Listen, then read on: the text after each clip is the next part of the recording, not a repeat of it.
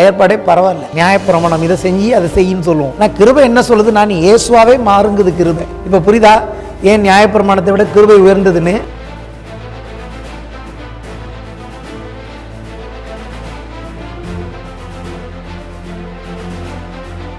அந்த பிள்ளைய தத்தெடுத்துட்டு வந்ததுனால என் வீட்டுக்கு வந்த உடனே என்ன போல சுபாவம் தான் அந்த பிள்ளைக்கு இருக்கும்னு நான் எதிர்பார்த்தேன்னா என்ன போல ஒரு முட்டாள் உலகத்துல யாருமே கிடையாது.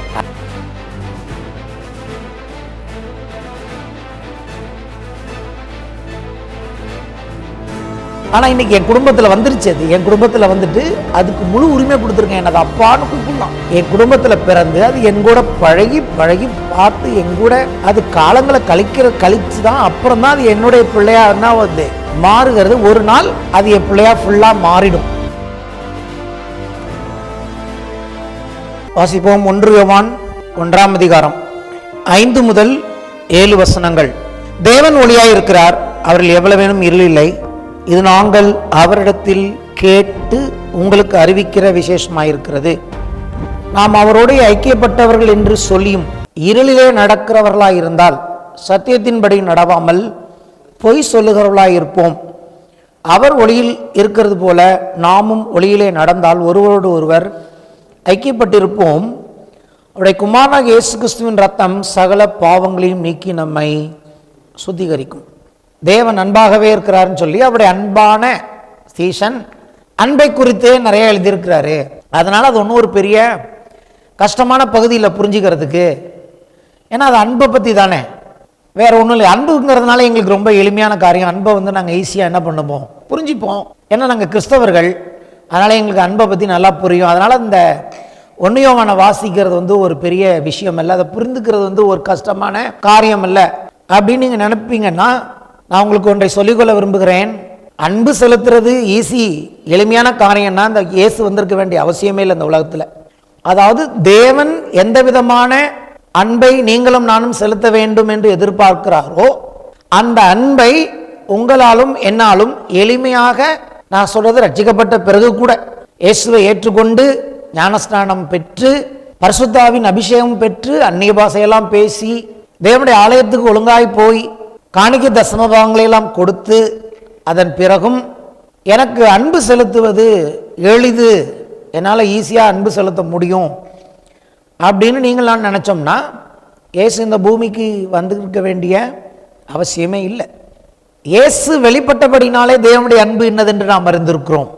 இயேசு உங்களுக்குள்ளும் எனக்குள்ளும் வந்த அந்த காரணத்தினால் இன்றைக்கு நாம் அன்பு என்னதென்று அறிந்திருக்கிறோம். தேவன் தன் குமாரனை சிலுவையில் ஒப்பு கொடுத்தபடினாலே அன்பு என்னதென்று அறிந்திருக்கிறோம்.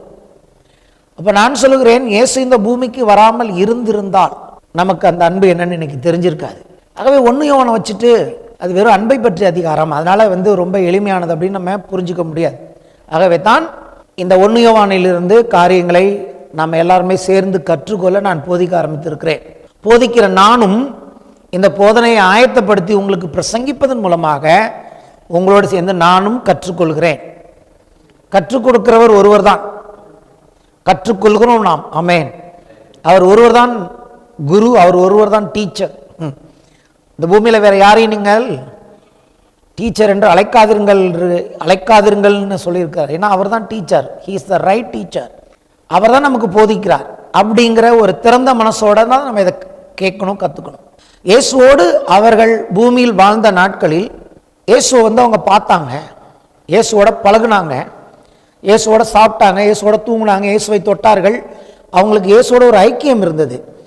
அந்த இயேசுவை இப்பொழுது எப்படி அவர் எழுதுறாருன்னா, இயேசு முழுக்க முழுக்க மனிதனாய் வந்தார்.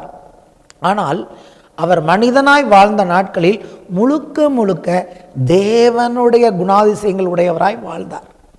ஆகவே இந்த 1 யோவானில் அவர் என்ன எழுதுறாருன்னா, முக்கியமாக இயேசுவினுடைய மனிதத்துவத்தையும் அதே சமயத்தில் இயேசுவுக்குள் பரிபூர்ணமாய் இருந்த தேவத்துவத்தையும் ஒப்பிட்டு எழுதுகிறார். அவர் அடுத்து என்ன முக்கியமான காரியத்துக்கு உங்களை என்னையும் கூப்பிடுறாருன்னா, அவருடைய நிருபத்தை நீங்க ஃபுல்லா படிச்சு பார்த்தீங்கன்னா எங்க கூப்பிடுறாருன்னா, இயேசு எப்படி இருந்தாரோ அப்படி நீங்களும் நானும் இருக்கணும்னு அவர் எழுத வர்றாரு. அதான் அங்க முக்கியமான பாயிண்ட். முதல்ல தேவன் ஒளியா இருக்கிறார்னு சொல்றாரு, அந்த தேவன் மாம்சத்தில் வெளிப்பட்டு இருந்தார்னு சொல்றாரு. இன்னைக்கு அவரோட நம்ம ஐக்கியமாக இருக்கணும்னு சொல்கிறாரு. அப்புறம் என்ன சொல்ல வர்றாருன்னா, சில வசனங்களை மட்டும் இடையில இன்சர்ட் பண்ணி காமிக்கிறார். அவர் என்ன சொல்கிறாரு, அவர் இப்பொழுது அங்கே எப்படி இருக்கிறாரோ அதே போல் நம்ம பூமியில் இருக்கிறோம்னு சொல்கிறாரு. கடைசியாக முடிக்கும்போது சொல்கிறாரு, ஒரு நாள் வரப்போகுது, இன்னைக்கு தேவனுடைய பிள்ளைகள் நம்ம அழைக்கப்படுறோம், ஆனால் ஒரு நாள் வரும்பொழுது நம்ம எப்படி இருப்போம்னு இது வரைக்கும் வெளிப்படுத்தப்படலை, ஆனால் எப்படி இருப்போம்னு இப்போ நம்ம நம்ப முடியும்னா அவர் இருக்கிற பிரகாரமாக அவரை நாம் தரிசிப்பதினால் அவருக்கு ஒப்பாயிருப்போம் என்று அறிந்திருக்கிறோம். ஆகவே அவர் மேல் இப்படிப்பட்ட நம்பிக்கை வச்சு வாழுங்கன்னு சொல்றாரு.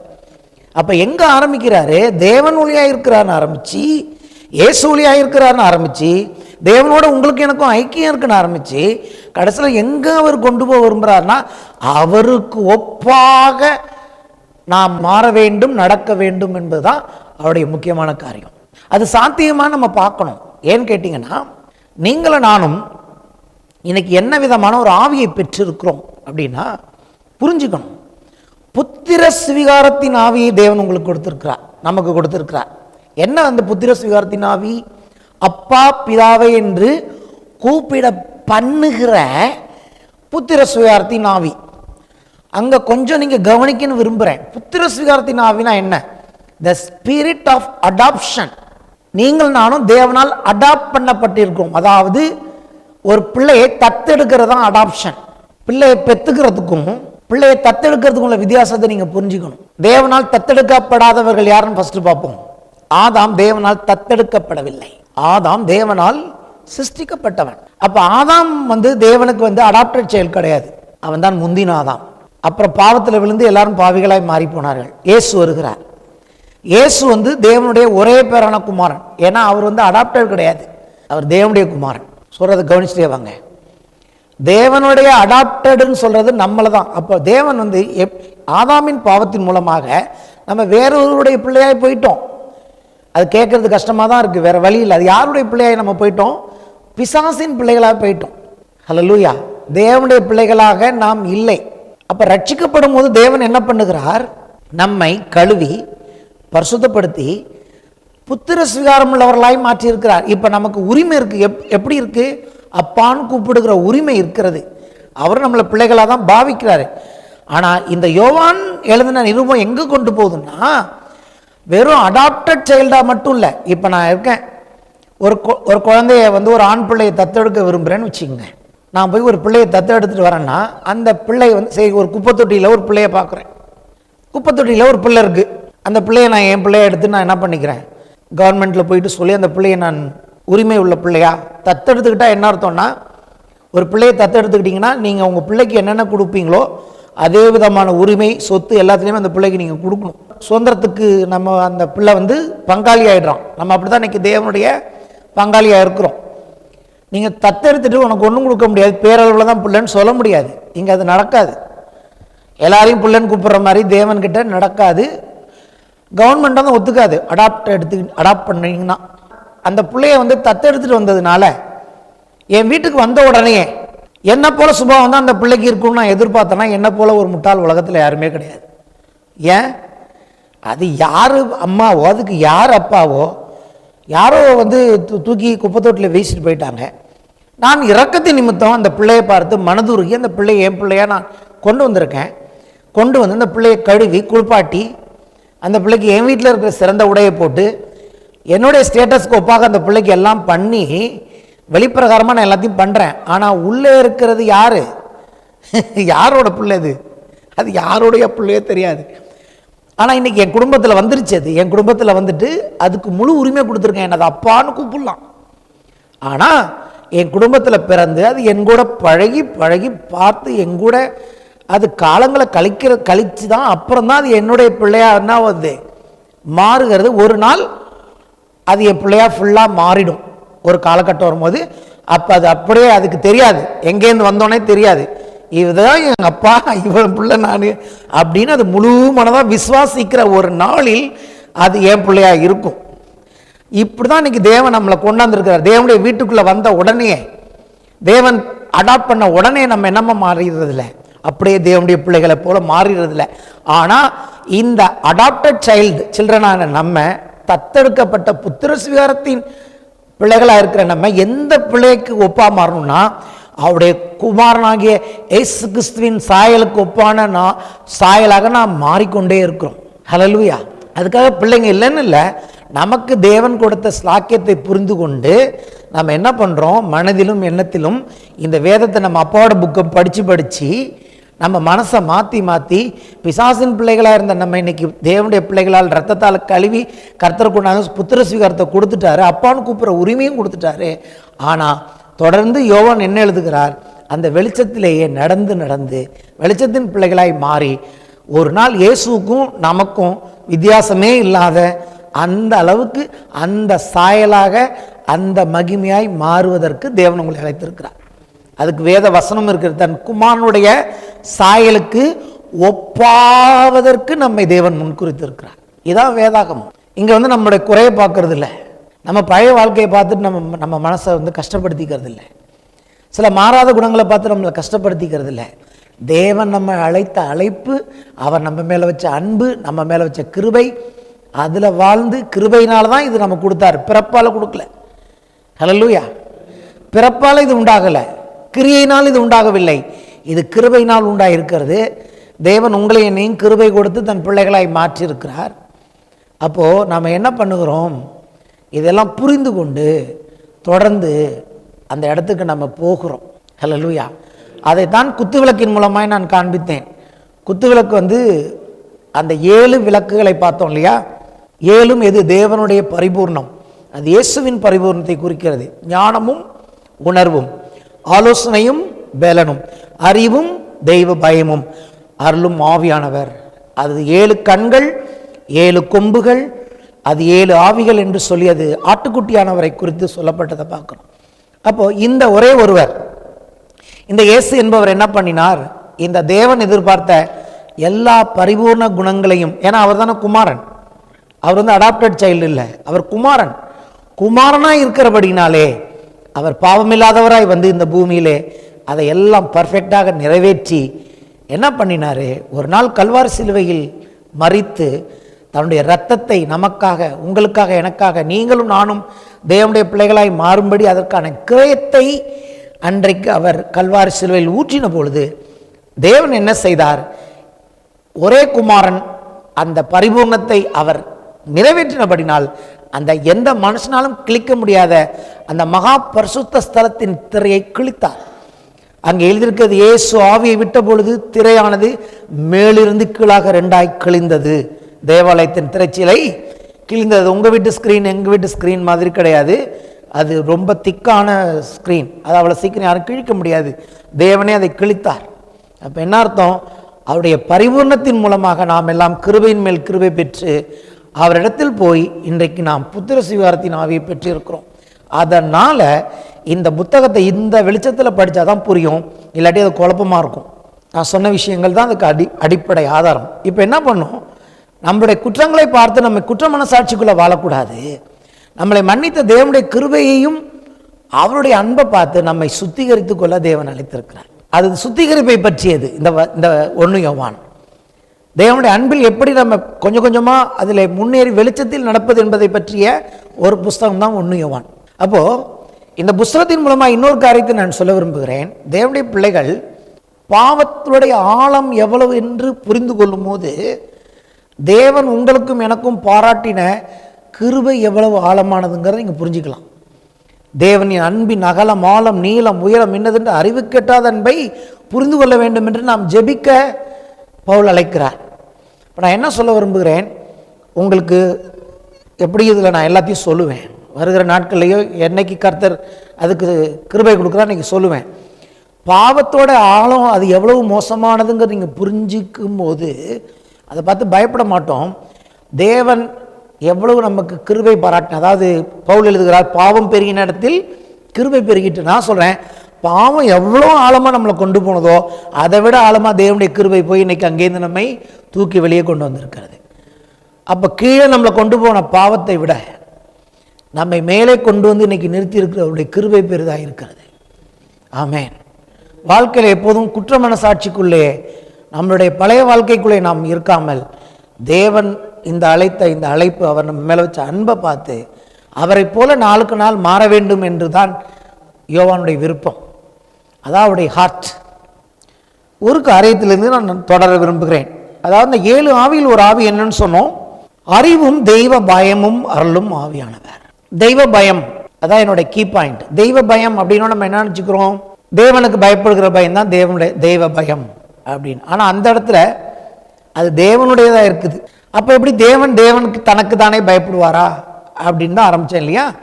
அங்கே என்ன சொல்லுகிறார், தெய்வ பயம்னா என்னன்னு புரிஞ்சுக்கிட்டாதான் தேவனுடைய அன்பு வெளிச்சத்தில் நம்ம புரிஞ்சுக்க முடியும். தெய்வ பயம்னா இப்போ பிதா குமாரன் பரிசுத்த ஆவியானவர் திருத்துவ தேவன் நம்முடைய தேவன் அவங்களுக்குள்ள இருக்கிற உறவு, ஒருத்தரோடு ஒருத்தர் இருக்கிற உறவை தான் தெய்வ பயம் என்று வேதம் சொல்லுகிறது. எப்படின்னா ஒருத்தரை ஒருத்தர் பார்த்தவர்கள் ஆச்சரியப்படுகிறார்கள். பிதாவை பார்த்து இயேசு ஆச்சரியப்படுகிறாராம், ஆசம் என்று சொல்லி எழுதியிருக்கிறது. ஒருத்தவங்களை பார்த்து ஒருத்தவங்கள் ஆச்சரியப்படுறது, அவங்கள கீழே தள்ளுறது இல்லை. ஒருத்தரை ஒருத்தர் தங்களிலும் மேலானவர்களாக நினைப்பது, ஒருத்தருக்கு ஒருவர் விட்டு கொடுப்பது. இதெல்லாம் எதனால நடக்குதுன்னா தேவன் அன்பாகவே இருக்கிறார் இல்லையா, அந்த அன்பினால உண்டாகிற ஒரு பயம், மரியாதை. இது யாருடைய கேரக்டர்? இது தேவனுடைய கேரக்டர். தேவன் அந்த திருத்துவத்தில் ஐக்கியமாக இருக்கிறார். ஒருவரை ஒருவர் அன்பாய் நேசிக்கிறார்கள். ஒருவரை ஒருவர் தங்களை விட மேன்மையாக நினைத்து கனப்படுத்துகிறார்கள். எப்போதும் ஒருவரை ஒருவர் அவர்கள் என்ன பண்ணுவதில்லை, கொஞ்சம் கூட சமநிலை பிரமாணத்திலிருந்து கீழே வருவதே இல்லை. They are equal. இதுதான் கர்த்தருக்கு பயப்படுகிற பயம். அப்போ இந்த அடிப்படையில் தான் அந்த அன்பு கொடுக்கப்பட்டிருக்கிறது. இந்த விதமான அன்பை, இது யாருடைய அன்பு? இந்த அன்பை நீங்களும் நானும் செலுத்தணும்னு தேவன் விரும்புகிறார். அப்போ நான் சொன்னது போல ஒன்றையும் அவனை படிச்சுட்டு அன்பு செலுத்துறதுலாம் நாங்கள் ஒரு பெரிய விஷயம். எங்கள் பிள்ளைங்க மேலே நாங்கள் அன்பாக இருக்கும், எங்கள் கணவன் மேலே அன்பாக இருக்கும், எங்கள் மனைவி மேலே அன்பாக இருக்கும், சுற்று வட்டாரத்தில் கூட நாங்கள் கொஞ்சம் அன்பாக தான் இருக்கிறோம். ஸ்கூலில் டீச்சர் போய் பிள்ளைங்கள் மேலே அன்பாக தான் இருக்கிறாங்க, எல்லாம் இருக்கிறாங்க தான்.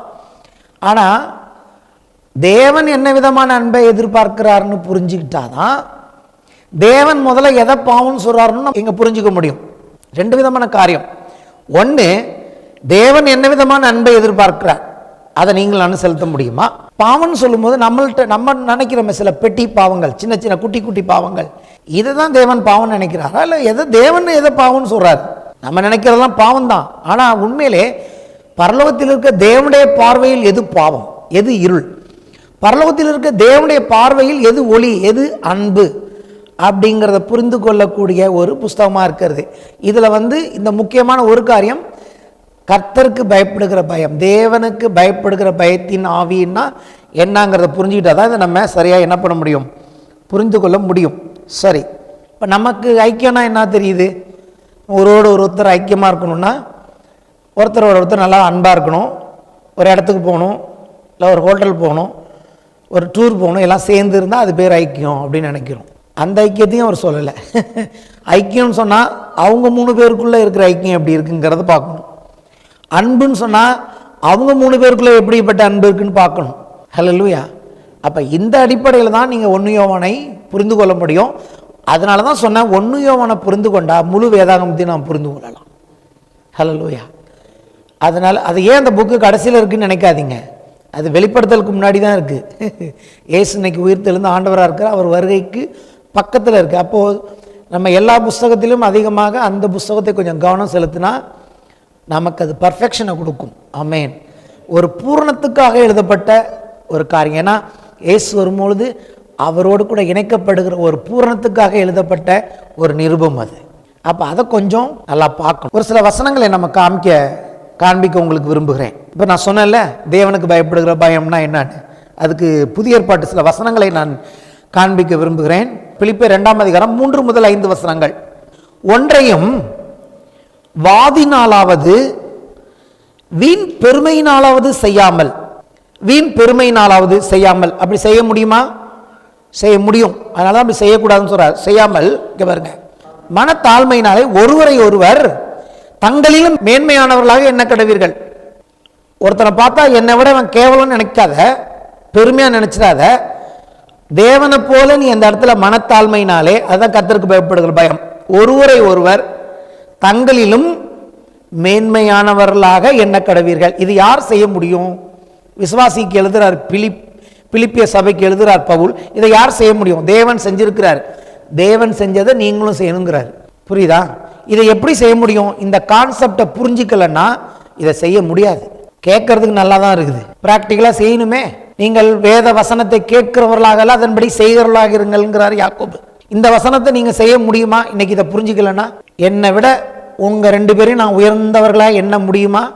தேவ அன்பு எனக்குள்ள இல்லைன்னா, நான் புரிஞ்சுக்கலன்னா எப்ப அந்த இடத்துக்கு நான் வருவேன்? இதை புரிஞ்சுக்கிறப்ப என்னை விட உங்களை நான் மேன்மையாக என்னால் முடியும். உங்களுக்கு அந்த மாதிரி வருதா? உங்களுக்கு வரலாம். மேபி நீங்கள் விசுவாசிங்கிறதுனால உங்களை விட நீங்கள் என்ன மேன்மையாக நினைக்கலாம், பாஸ்டர் நம்மளை விட முக்கியமானவர்னு. ஆனால் ஒரு பாஸ்டர், ஒரு போதகர், ஒரு ஊழியக்காரன் விசுவாசிகளை தங்களிலும் மேன்மையுள்ளவர்களாக பார்க்கணும்னா இதை புரிஞ்சுக்கணும். அப்போ சொல்றாரு, ஒருவர் தங்களிலும் மேன்மையுள்ளவர்களாக என்ன கடவீர்கள், அவன் தனக்கானவைகளை அல்ல, எனக்கு என்னங்கிறதே பார்க்காத பிறனுக்கானவைகளையும் நோக்குவானாக. இதுவும் அங்கதான் இருக்கு, திருத்துவத்தில் தான் இருக்கு. கிறிஸ்து ஏன் எழுதுறார்? கிறிஸ்து இயேசுவில் இருந்த சிந்தையே உங்களிலும் இருக்க கடவுது. இங்க எல்லாமே இயேசு கோப்பா மாறிட சொல்றாங்க. பழைய ஏற்பாடே பரவாயில்ல, நியாயப்பிரமாணம் இதை செஞ்சு அதை செய்யின்னு சொல்லுவோம். புதிய ஏற்பாடு நியாயப்பிரமாணத்து இல்லை கிருபைன்னு சொல்லிவிட்டு, நான் கிருபை என்ன சொல்லுது, நான் இயேசுவாவே மாறுங்குது கிருபை. இப்போ புரியுதா ஏன் நியாயப்பிரமாணத்தை விட கிருபை உயர்ந்ததுன்னு? அது நீ என்ன செய்யறங்கிறத பொறுத்து இருந்தது. இங்கே அப்படி இல்லை, இயேசு என்ன பண்ணாரோ அதை செய் அப்படிங்குது புதிய ஏற்பாடு. இயேசு சிந்தித்தது போல சிந்தி, பக்கத்தில் உள்ளவனா உன்னை விட கொஞ்சம் ஹையா பாரு. What is this? எல்லாம் டூ மச்சா இல்லை? டூ மச்சா இருக்கா இல்லையா? அதான் கிருபை. கிருபை டூ மச்னா அது எதிர்பார்க்கறதும் டூ மச் தான். ஹல்லேலூயா. கிருபை எனக்கு அதிகமாக கர்த்தர் கொடுத்துருக்கிறான்னு சந்தோஷப்பட்டேன்னா, அடுத்த பக்கம் பார்க்கணும் அது எங்கிட்ட என்னத்தை எதிர்பார்க்கிறது, அதுவும் டூ மச். ஹல்லேலூயா. பாவம் எவ்வளவு ஆழமானதுன்னு நான் புரிஞ்சுக்கிட்டேன்னா, கிருபை ஏன் அவ்வளோ ஆழத்துக்கு போய் என்னை தூக்கிட்டு வந்திருக்குங்கிறதையும் புரிஞ்சுக்கணும். அது எதிர்பார்க்கறதோட லெவலே வேற. அது எப்படி எதிர்பார்க்குதுன்னா, குத்துவிளக்கு என்னத்தை சொன்னச்சோ அதை செய்ய சொல்லுது. ஹல்லேலூயா. ஏன்? அதை செய்த கிறிஸ்துவுக்குள் நீங்களும் நானும் இருக்கிறோம். இன்னைக்கு நம்ம ஆதாமுக்குள்ள இல்லை. ஏன் இந்த எதிர்பார்ப்புலாம்? இது டூ மச்சான எதிர்பார்ப்பு இல்லை, இது ஒரு நியாயமான எதிர்பார்ப்பு. ஏன்னா அதை நிறைவேற்றிய அந்த குமாரனுக்குள் தேவன் இன்றைக்கு உங்களை என்னை வச்சிருக்கிறார். நீங்கள் நானும் உங்கள் அப்பா அம்மாக்குள்ளே இல்லை, நீங்கள் நானும் ஆதாமுக்குள்ளே இல்லை, நீங்கள் நான் இதெல்லாம் விசுவாசிக்க நாம் அழைக்கப்பட்டு இருக்கிறோம். ஹல்லேலூயா. இதெல்லாம் விசுவாசத்தினால் உண்டாகிற காரியங்கள். இதெல்லாம் எவ்வளவு நீங்கள் விசுவாசிக்கிறீங்களோ அதற்கேற்றபடி நம்முடைய வாழ்க்கை மாறுகிறது. அந்த இடத்தில் தேவன் அற்புதமான காரியங்களை செய்வார். எபேசியர் 5ஆம் அதிகாரம் 21ஆம் வசனம், தெய்வ பயத்தோட ஒருவருக்கொருவர் கீழ்ப்படிந்திருங்கள். எபேசியர் 5ஆம் அதிகாரம் கணவன் மனைவி குடும்பம் பிள்ளைகளை பற்றியது. தெய்வ பயத்தோட ஒருவருக்கொருவர் கீழ்ப்படிந்திருங்கள். இங்கேயும் கீழ்ப்படியணும். அடுத்தவங்களை கொஞ்சம் ஹையா நினைக்கணும்னா இங்கே என்ன வரணுமா? தெய்வ பயம். தெய்வ பயங்கிறது என்ன? தேவனிடத்தில் இருந்த கர்த்தருக்கு பயப்படுகிற அந்த பயம், அது அன்பு நிமித்தம் உண்டாகிற பயம். அது பயம்ங்கிற வேர்டை எனக்கு தெரிஞ்சு அது சரி கிடையாது. அது ஹானர், அது ரெஸ்பெக்ட். தேவ பயம் சொல்றதை விட தேவ மரியாதைன்னு அதை சொல்லலாம். இப்படி சொன்னீங்கன்னா அந்த வசனம் ஈஸியா இருக்கும். தெய்வ மரியாதையோடு, தேவனுடைய மரியாதையோடு ஒருவருக்கு ஒருவர் கீழ்ப்படிந்திருங்கள். தேவனுடைய மரியாதை வரும் பொழுது ஒருவருக்கு ஒருவர் கீழ்ப்படிய முடியும். பிள்ளைகளை அதுக்கு தான் அதுக்குள்ள நம்ம வளர்க்கணும். பிள்ளைகள் தேவனுக்குரிய பிள்ளைகளாய் வளர்க்கப்படணும். அப்போதான் அவங்க தாய் தகப்பனுக்கு கீழ்ப்படிவாங்க. ஏன்னா பைபிள் சொல்லுது, பிள்ளைகளே உங்கள் பெற்றோருக்கு கீழ்ப்படியுங்கள். எதனால கீழ்ப்படிங்கள்னா அது தேவனுடைய சிஸ்டம். மூப்பர்களுக்கு, சபையில் இருக்கிற மூப்பர்களுக்கு வாலிபர்கள் கீழ்ப்படியுங்கள் அப்படின்னா இது எல்லாமே எங்கேருந்து வருது இந்த கீழ்ப்படிதல்? எங்கேருந்து வருது இந்த அன்பு? எங்கேருந்து வருது இந்த வெளிச்சம்னா இவங்க பிதாகுமாரன் பரிசுத்தாவியானவராகிய அவர்களிடத்திலிருந்து வருகிற காரியம். இது குத்து விளக்கு மெனோராவிலிருந்து உண்டாகிற காரியமாக இருக்கிறது. ஹல்லேலூயா. அப்போ இங்கே யோவான் எதிர்பார்க்கறது எல்லாமே, அல்லது மற்ற பகுதியில் பார்த்தா இயேசுவை வேதம் நம்மிடத்தில் எதிர்பார்க்கிறது. ஹல்லேலூயா. சிம்பிளாக சொன்ன ஒரு என்ன சொல்லலாம், இயேசுவை எனக்குள்ளிருந்து தேவன் எதிர்பார்க்கிறார். ஏன்னா அதுதான் அவருடைய அல்டிமேட் கோல். அவருடைய குமாரனாகிய இயேசுவின் சாயலுக்கு நான் ஒப்பாய் மாறுவதற்கு தேவன் என்னை முன்குறித்திருக்கிறார். புத்திர சுவிகாரத்தை கொடுத்துட்டார். நான் வேற வீட்டு பிள்ளை தான், ஆனால் இன்னைக்கு இந்த வீட்டுக்குள்ளே வந்துட்டதுனால என்னால் எல்லாம் சில விஷயம்லாம் இன்னும் எனக்கு மறக்க மாட்டேங்குது. ஆனால் இந்த அப்பாவோட பழகி அவரோட இருக்கிற ஐக்கியத்து நிமித்தம் அவருடைய வெளிச்சத்தில் நடந்து நான் என்ன பண்ணுகிறேன், அந்த வெளிச்சத்தை நோக்கி போய் கொண்டிருக்கிறேன் அப்படின்னு புரிஞ்சிட்டு 1 யோவான் வாசிங்கன்னா தான் புரியும். அல்லேலூயா. இப்போ ஒரு சில வசனங்களை நாம் பார்ப்போம். தேவன் ஒளியாக இருக்கிறார், அவர்கள் எவ்வளவு வேணும் இருளில்லை, இது நாங்கள் அவரிடத்தில் கேட்டு உங்களுக்கு அறிவிக்கிற விசேஷமாக இருக்கிறது. நான் இப்போ கிருபையால் என்ன பண்ணுறேன், 6ஆம் 7ஆம் வசனங்களுக்குள்ளே போகிறேன். ஏன்னா ஒளியை பற்றி நான் இன்னும் பிரசங்கம் பண்ணிகிட்டே இருக்கணும்னா என்னுடைய வாழ்நாள் பத்தாது. வாழ்நாள் முழுவதும் தேவன் ஒளியாக இருக்கிறானே பிரசங்கம் பண்ணிட்டு போயிடலாம். ஏன்னா அவ்வளோ விஷயங்கள் இருக்குது அதில். இப்போ நான் சொல்லிட்டதுனால நான் எல்லாம் சொல்லிட்டேன்னு அர்த்தம் இல்லை. இந்த பிரசங்கத்துக்கு தேவையான அளவுக்கு தேவன் ஒளியாக இருக்கிறாருங்கிறத இன்றைக்கி நான் சொல்லியிருக்கேன் இல்லையா. காணப்படுகிற விதத்தில் எப்படி ஒளியாக இருக்கிறார், ஆவிக்குரிய ரீதியில் எப்படி ஒளியாக இருக்கிறார்னு 2 காரியங்களை நான் அதிகமாக சொல்லியிருக்கேன் கடந்த வாரங்களில். பார்க்காதவங்க அதை பார்த்து தெரிஞ்சுக்கட்டும். ஆனால் நீங்கள் வேதத்தை வாசிக்க உங்களுக்கு தெரியும் தேவன் எவ்வளோ வெளிச்சமாக இருக்கிறார், எவ்வளோ ஒளியாக இருக்கிறாருன்னு. அதனால் முழு வேதாகமத்தை நான் பிரசங்கம் பண்ணால் தான் சொல்ல முடியும் தேவன் எப்படி ஒளியாக இருக்கிறாருன்னு. ஸோ இன்றைக்கி நான் 6ஆம் வசனத்துக்கு கர்த்தருடைய கிருபையால் மெதுவாக வந்துடுறேன். ஏன்னா 6ஆம் வசனத்துக்கு போனால் தான் அடுத்த அதிகாரத்துக்குள்ளே போக முடியும். சரியா? 6, 7 வாசிப்போம். நாம் அவரோடு ஐக்கியப்பட்டவர்கள் என்று சொல்லியும் இருளிலே நடக்கிறவர்களாக இருந்தால் சத்தியத்தின்படி நடவாமல் பொய் சொல்லுவர்களாக இருப்போம். அவர் ஒளியில் இருக்கிறது போல நாம் ஒளியில் நடந்தால் ஒருவரோடு ஒருவர் ஐக்கியப்பட்டிருப்போம். அவருடைய குமாரனாகிய இயேசு கிறிஸ்துவின் ரத்தம் சகல பாவங்களை நீக்கி நம்மை சுத்திகரிக்கும். 2 விஷயங்கள் இங்கே எழுதப்பட்டிருக்கிறது. ஒன்று தேவனோடு இருக்கிற ஐக்கியம், இன்னொன்று மற்றவர்களோடு இருக்கிற ஐக்கியம். இந்த ஐக்கியத்தை எதோட ஒப்பிட்டு காண்பிக்கிறார் இந்த இடத்துல 6, 7 வசனங்கள்னு பார்த்தீங்கன்னா ஒளியில் நடப்பதுக்கு அதை ஒப்பிட்டு காண்பிக்கிறார், கம்பேர் பண்ணுறார். ஒருத்தன் வெளிச்சத்தில் நடக்கிறானா அப்படிங்கிறத எப்படி நீங்கள் புரிஞ்சுக்கலாம்னா அவனுடைய வாழ்க்கையில் என்ன விதமான ஐக்கியம் தேவனோடு காணப்படுகிறது, அவனுடைய வாழ்க்கையில் என்ன விதமான ஐக்கியம் சக விசுவாசிகளோடு காணப்படுகிறது, சபையின் சகோதர சகோதரிகளோடு காணப்படுகிறத வச்சு தான் அவன் வெளிச்சத்தில் நடக்கிறானா இல்லையான்னு சொல்ல முடியும்னு அவன் சொல்கிறார். சொல்லிட்டு 7ஆம் வசனத்தில் கொண்டு போய் அதோட பாவத்தை இணைக்கிறார். ஹல்லேலூயா. பாவத்தையும் சுத்திகரிப்பையும் இணைக்கிறார். இப்போ 7ஆம் வசனத்தில் பாதியில் தான் அங்கே இருக்கும் சகல பாவங்களையும் அவர் நீக்கி சுத்திகரிக்கிறார்னு. அப்போது வெளிச்சத்தில் நடப்பது ஐக்கியத்தில் நடப்பதோடு போய் பாவத்தையும் அங்கே இணைக்கிறார். இல்லாட்டி அந்த வசனத்துக்கு அர்த்தமே இருக்காது. இப்போது இந்த வசனம் தனியாக இருந்துன்னு வச்சுங்க, அவருடைய குமாரனாகிய இயேசு கிறிஸ்துவின் ரத்தம் சகல பாவங்களை நீக்கி நம்மை சுத்திகரிக்கும் அப்படின்னு தான் அங்கே அர்த்தமே கிடையாது.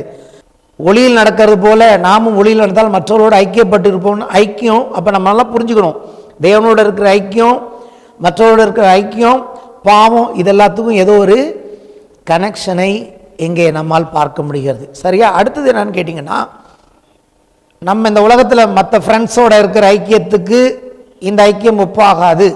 ஆமென். நம்பர் 1. 2வது, பாவம் என்று சொல்லும் பொழுது கூட நீங்கள் நான் இன்னைக்கு எதையெல்லாம் பாவம்னு புரிஞ்சிட்டு இருக்கோமோ அந்த புரிந்து கொள்ளுதலின் பாவத்தையும் இங்கே அவர் சொல்லவில்லை. அப்போ இவர் இந்த இடத்துல எதை ஐக்கியம்னு சொல்றாரு, எதை பாவம்னு சொல்றாருங்கிறத நம்ம புரிஞ்சுக்கணும். ஏன்னா 8ஆம் வசனம் முதல் 10ஆம் வசனம் வரைக்கும் உள்ள வசனங்கள் அதை நமக்கு ஊர்ஜிதப்படுத்துகிறது. அடுத்த வசனம், நமக்கு பாவம் இல்லை என்போமானால், விசுவாசிகளை பற்றி சொல்றாரு. இது யாருக்கு எழுதப்பட்டது? விசுவாசிகளுக்கு. நிறைய குழப்பங்கள் இருக்கும், போக போதும் புரியும். நமக்கு பாவம் இல்லை என்போமானால் நம்மை நாமே வஞ்சிக்கிறவர்களாக இருப்போம், சத்தியம் நமக்குள் இராது. நம்முடைய பாவங்களை நாம் அறிக்கையிட்டால் பாவங்களை நமக்கு மன்னித்து எல்லா அநியாயத்தை நீக்கி நம்மை சுத்திகரிப்பதற்கு அவர் உண்மையும் நீதியும் உள்ளவராயிருக்கிறார். நாம் பாவம் செய்யவில்லை என்போமானால் நாம் அவரை பொய்யராக்குவராயிருப்போம், அவருடைய வார்த்தை நமக்குள் இருக்காது. அடுத்த அதிகாரம் 2ஆம் அதிகாரம் 1ஆம் வசனம் பாருங்க. என் பிள்ளைகளை நீங்கள் பாவம் செய்யாதபடிக்கு இவைகளை உங்களுக்கு எழுதுகிறேன். ஒருவன் பாவம் செய்வானால் நீதிபதியாக இருக்க இயேசு கிறிஸ்து நமக்காக பிதாவிடத்தில் பரிந்து பேசுகிறார். இப்போ ஒட்டுமொத்தமாக பார்த்தா உங்களுக்கு என்னதான் மிஞ்சணும்? ஒரு குழப்பம் மிஞ்சணும். உங்களுக்குள்ள பாவம் இல்லைன்னு சொன்னீங்கன்னா உங்களை நீங்களே ஏமாத்திடுவீங்கிறாரு. அடுத்து சொல்றாரு, நீங்கள் பாவத்தை போய் அறிக்கை பண்ணால் அவர் உங்களுக்கு மன்னித்து அதை உங்களை சுத்திகரிப்பான்னு சொல்றாரு. அப்புறம் சொல்றாரு, இயேசு கிறிஸ்துவின் ரத்தம் சகல பாவங்களுக்கு சுத்திகரிக்குங்கிறாரு. அதோட இன்னொரு முக்கியமான குழப்பமான காரியம் பார்த்தீங்கன்னா 2ஆம் அதிகாரம் 12ஆம் வசனம், உங்கள் பாவங்கள் மன்னிக்கப்பட்டிருக்கிறதுனால் உங்களுக்கு எழுதுகிறேன். இப்போ என்ன ஒரு குழப்பம்?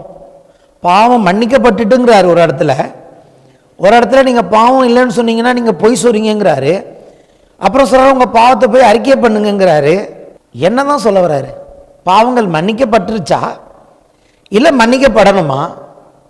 ஒருவன் பாவம் செய்கிறவனானால் பிதாவிடத்தில் அவர் பரிந்து பேசுகிறார். அவர் பரிந்து ஒன்று நான் அறிக்கை பண்ணும்போது முடிஞ்சிடணும், அப்புறம் அவர் பரிந்து பேச வேண்டிய அவசியம் இல்லை. அவர் பரிந்து பேசினா நாம் போய் அறிக்கை பண்ண வேண்டிய அவசியம் இல்லை. இது ரெண்டையும் தாண்டி ஏற்கனவே நம்ம பாவங்கள்லாம் மன்னிக்கப்பட்டிருக்குன்னு இருக்கு, அப்புறம் அவர் ஏன் பரிந்து பேசணும், நான் ஏன் அறிக்கை செய்யணும்? ஒட்டுமொத்தமாக ஒரு பெரிய கேள்வி எழும்புது, இங்கே என்னதான் நடக்குது அப்படின்னு. அதுதான் ரட்சிப்பில் நம்ம புரிஞ்சுக்கணும்.